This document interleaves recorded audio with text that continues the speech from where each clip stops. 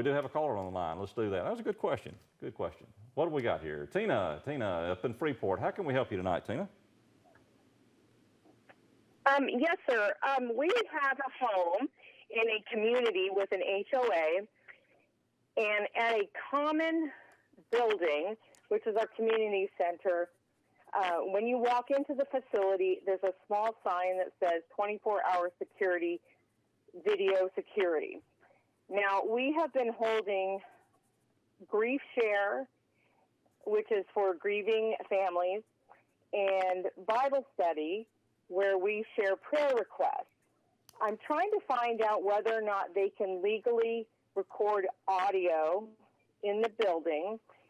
And when I asked the management team how far out the surveillance goes, because they had actually recorded some children who were outside of the building in a parking lot, and you could hear the children talking.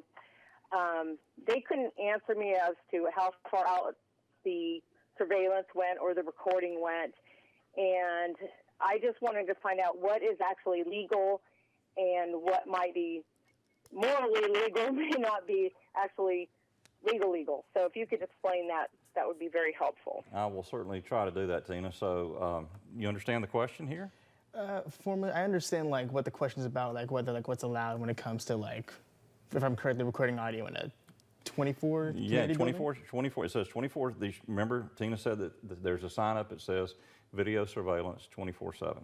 Yes. Okay. So if the sign says video surveillance 24/7, does that include audio recordings? Oh. That's the first thing. All right, okay. So Tina, you got to start a couple different ways, and there's a lot of layers to this, and I'll kind of go through this a little bit.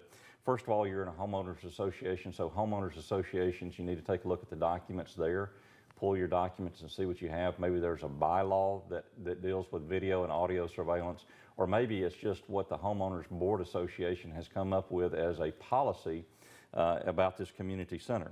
Now, specifically, you have questions about your grief sharing and your Bible study, and those typically are confidential. Or, you have a priest penance,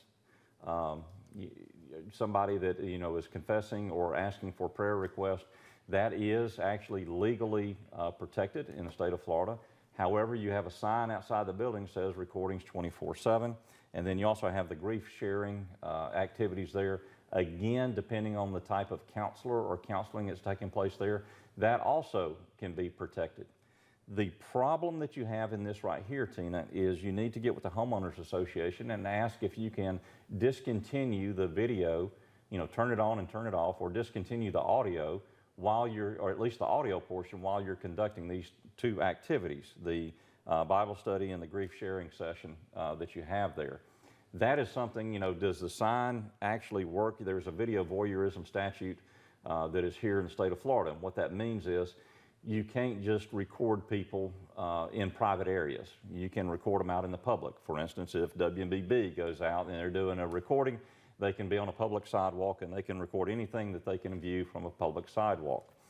The state of Florida says, though, that if you're going to record, especially in a closed area or someplace where you have a reasonable expectation of privacy, then you either have to have notice or consent.